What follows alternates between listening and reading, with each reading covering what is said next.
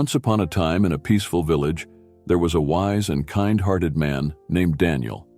Daniel loved learning about different beliefs and often engaged in deep conversations with his friends. One sunny afternoon, Daniel's friend Ali, a thoughtful and inquisitive man, approached him with a challenging question about their faith. Ali asked, "Daniel, Jesus says that the Father is greater than he is. Doesn't this mean that Jesus is not God? There is no one greater than God." Daniel smiled warmly and replied, "Ali, that's a great question. Let me explain.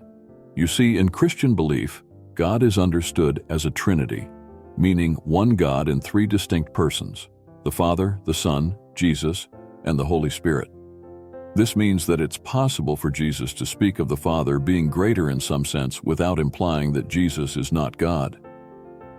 Daniel continued, "The term greater in the Bible, specifically in John 14:28, doesn't necessarily mean greater in nature or essence. It can refer to someone being greater in position or authority.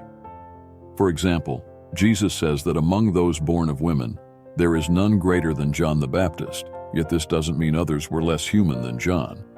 To help Ali understand better, Daniel shared more examples. In Matthew 11:11, Jesus calls John the Baptist the greatest born of women. This means John was greater in position and role, not in essence.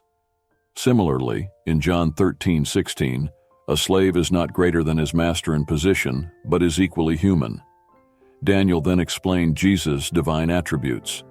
Jesus claimed to answer prayers, which means he must be omniscient and omnipotent. In John 14:20-21, he says he is in all his disciples, showing his omnipresence, a quality only God possesses. Moreover, Daniel added, Jesus says that he and the Father will come to believers and make their home with them. This shows Jesus claiming co-equality with the Father, as he is present with believers just as the Father is.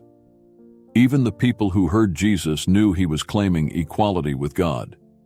In John 5:16-18 and John 10:27-33, Jesus' statements and actions made the Jews think he was making himself equal to God, which is why they accused him of blasphemy. Daniel then spoke about Jesus' humility. When Jesus came to earth, he took on the role of a servant. This is why he could say the Father was greater than him, referring to his position during his earthly ministry, not his divine essence. Finally, Daniel concluded, when Jesus returned to heaven, he resumed his divine glory and authority.